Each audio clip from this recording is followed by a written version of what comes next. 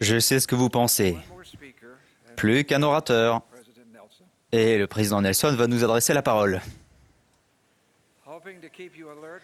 Espérant vous maintenir en éveil pendant quelques minutes, tandis que nous attendons d'entendre notre prophète bien-aimé, j'ai choisi un sujet très alléchant. Je vais parler de fruits. Avec la couleur, la texture et la douceur des baies, des bananes, des pastèques et des mangues et de fruits plus exotiques, tels que le kiwano ou la grenade, les fruits sont depuis longtemps un délice très recherché. Pendant son ministère terrestre, le Sauveur a comparé les bons fruits aux choses qui ont une valeur éternelle. Il a dit, « Vous les reconnaîtrez à leurs fruits. » Tout bon arbre porte de bons fruits. Il nous a recommandé d'amasser des fruits pour la vie éternelle. Dans le livre de Mormon, dans un rêve saisissant que nous connaissons bien, le prophète Léhi se trouve dans un désert sombre et désolé. Il y a de l'eau souillée, un brouillard de ténèbres, des routes étranges et des sentiers interdits, ainsi qu'une barre de fer le long d'un chemin étroit et resserré, menant à un bel arbre portant du fruit capable de rendre heureux. Racontant le songe, Léhi dit, « Je mangeais du fruit. Il était très doux, au-delà de tout ce que j'avais jamais goûté, et il me remplit l'âme d'une joie extrêmement grande. Ce fruit était plus désirable que tous les autres fruits. » Que représente cet arbre aux fruits plus précieux que tout? Il représente l'amour de Dieu et proclame le merveilleux plan de rédemption de notre Père Céleste. Car Dieu a tant aimé le monde qu'il a donné son Fils unique, afin que quiconque croit en lui ne périsse point, mais qu'il ait la vie éternelle. Ce précieux fruit symbolise les bénédictions merveilleuses de l'expiation incomparable du Sauveur. Non seulement nous vivrons à nouveau après la condition mortelle, mais par notre foi en Jésus-Christ, notre repentir et notre respect des commandements, nous pouvons recevoir le pardon de nos péchés et nous tenir un jour propres et purs devant notre Père et son Fils.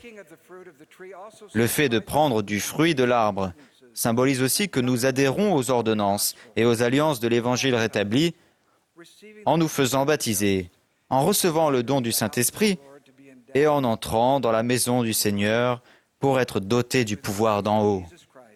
Par la grâce de Jésus-Christ et en respectant nos alliances, nous recevons la promesse incommensurable de vivre avec les membres justes de notre famille pendant toute l'éternité. Il n'est pas étonnant que l'ange ait décrit le fruit comme étant le plus joyeux pour l'âme. Il l'est vraiment. Comme nous l'avons tous constaté, même après avoir savouré le précieux fruit de l'Évangile rétabli, il n'est toujours pas facile de rester fidèle au Seigneur Jésus-Christ. Nous continuons de rencontrer des distractions et des tromperies de la confusion et du vacarme, des séductions et des tentations qui essaient d'éloigner notre cœur du Sauveur et des joies et des beautés que nous avons connues en le suivant.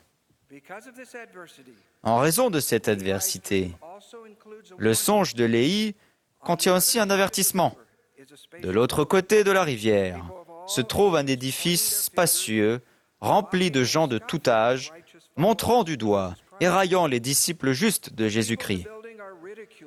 Les gens de l'édifice se moquent des personnes qui obéissent au commandement, espérant discréditer et tourner en dérision leur foi en Jésus-Christ et en son évangile. Et à cause des attaques verbales, teintées de doute et de mépris lancées contre les croyants, certaines des personnes qui ont goûté du fruit commencent à avoir honte de l'évangile qu'elles ont accepté. Les faux airs du monde les séduisent. Elles se détournent de l'arbre et du fruit et, selon les paroles du Seigneur, tombent dans des sentiers interdits et se perdent. Dans notre monde actuel, les équipes de construction de l'adversaire font des heures supplémentaires, se hâtant d'agrandir le grand et spacieux édifice. Elles ont atteint l'autre côté de la rivière dans l'espoir de pénétrer dans nos foyers, tandis que les gens qui montrent du doigt et les moqueurs donnent de la voix jour et nuit dans leur mégaphone sur l'Internet. Le président Nelson a déclaré « L'adversaire quadruple ses efforts pour perturber les témoignages et entraver l'œuvre du Seigneur. » Souvenons-nous des paroles de Léhi. Nous ne fîmes pas attention à eux. Bien que nous n'ayons pas à craindre, nous devons être sur nos gardes. Parfois, de petites choses peuvent bouleverser notre équilibre spirituel.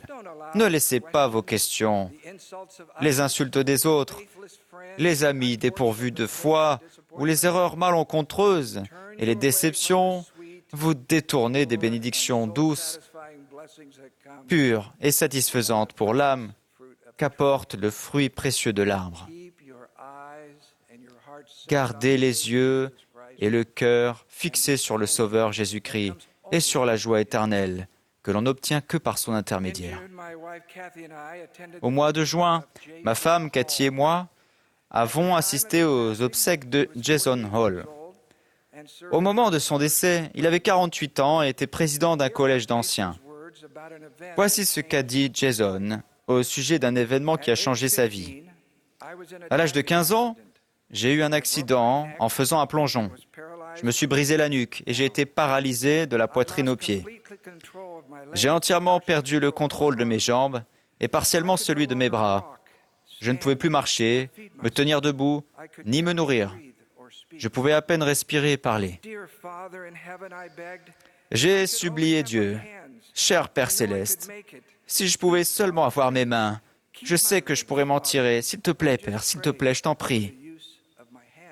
Garde mes jambes, Père. Je te demande seulement de pouvoir garder l'usage de mes mains. » Jason n'a jamais retrouvé l'usage de ses mains. Entendez-vous les voix qui s'élèvent du spacieux édifice? Jason Hall, Dieu n'entend pas tes prières. Si Dieu est un Dieu aimant, comment peut-il te laisser comme ça? Pourquoi avoir foi au Christ? Jason Hall a entendu ces voix, mais il n'y a pas prêté attention. Au lieu de cela, il s'est fait un festin du fruit de l'arbre. Sa foi en Jésus-Christ est devenue inébranlable. Il a obtenu un diplôme universitaire et a épousé Colette Coleman au temple. Il l'a appelé l'amour de sa vie. Après 16 ans de mariage, ils ont connu un autre miracle. Leur précieux fils, Coleman, est né. Comment ont-ils fait grandir leur foi? Colette a expliqué. Nous avons fait confiance au plan de Dieu et cela nous a donné de l'espérance. Nous savions que Jason guérirait un jour futur.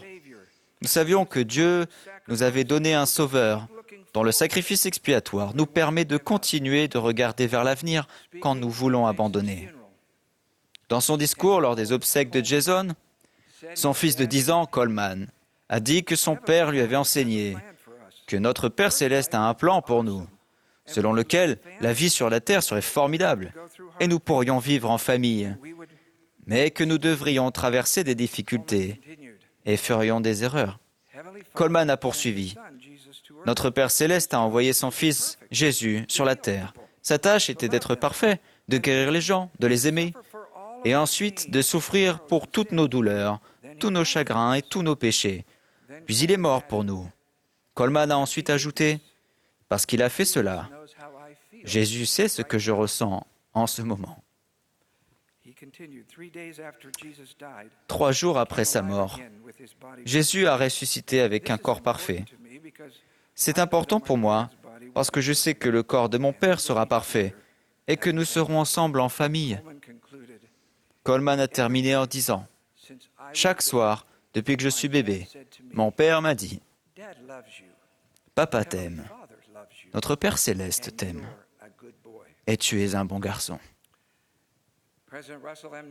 Le président Nelson a expliqué pourquoi la famille Hall a de la joie et de l'espérance. Il a dit, « La joie que nous ressentons dépend peu de notre situation, mais entièrement de l'orientation de notre vie.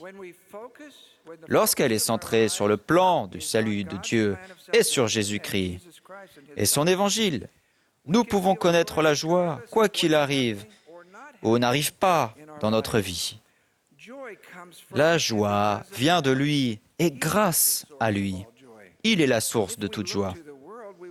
Si nous nous tournons vers le monde, nous ne connaîtrons jamais la joie. La joie est le cadeau que reçoivent ceux qui s'efforcent de mener une vie juste, conforme aux enseignements de Jésus-Christ. Si cela fait longtemps que vous n'avez pas mangé du fruit de l'arbre, je vous promets que les bras du Sauveur sont toujours étendus vers vous. Il appelle avec amour. Repentez-vous et venez à moi. Son fruit est abondant et toujours de saison. On ne peut l'acheter avec de l'argent et il n'est refusé à personne si on le désire véritablement. Si vous désirez retourner à l'arbre et goûter à nouveau le fruit, je dis, commencez par prier votre Père céleste. Croyez en Jésus-Christ et au pouvoir de son sacrifice expiatoire. Je vous promets que si vous vous tournez vers le Sauveur, dans chacune de vos pensées, vous jouirez à nouveau du fruit de l'arbre, délicieux à votre goût et joyeux pour votre âme, le plus grand don de tous les dons de Dieu. Il y a 3 semaines, jour pour jour, j'ai vu la joie du fruit du Sauveur dans sa plénitude, quand Cathy et moi avons participé à la consécration du temple de Lisbonne au Portugal. Les vérités de l'Évangile rétabli ont été offertes au Portugal en 1975, quand la liberté religieuse a été accordée. Beaucoup de nobles saints qui avaient d'abord goûté du fruit, quand il n'y avait pas d'assemblée, pas de lieu de culte et pas de temple, à moins de 1600 kilomètres, se sont réjouis avec nous que le précieux fruit de l'arbre se trouve maintenant dans la maison du Seigneur à Lisbonne. Combien j'honore et admire ces saints des derniers jours qui ont gardé leur cœur rivé sur le Sauveur. Le Sauveur a dit, « Celui qui demeure en moi et en qui je demeure porte beaucoup de fruits, car sans moi, vous ne pouvez rien faire. » S'adressant ce matin aux membres de l'Église du monde entier, le président Nelson a dit, « Mes chers frères et sœurs, vous êtes les exemples vivants des fruits que produit le respect des enseignements de Jésus-Christ. » Il a ajouté, « Je vous remercie, je vous aime. » Président Nelson, nous vous aimons. Je suis un témoin oculaire du pouvoir de la révélation qui repose sur notre cher président. Il est le prophète de Dieu. Comme Léhi d'autrefois, le président Nelson nous appelle, nous, et ainsi que toute la famille de Dieu, à venir prendre du fruit de l'arbre. Puissions-nous avoir l'humilité et la force de suivre ses recommandations. Je témoigne humblement que Jésus est le Fils de Dieu. Son amour, son pouvoir et sa grâce apportent tout ce qui a une valeur durable. J'en témoigne au nom de Jésus-Christ. Amen.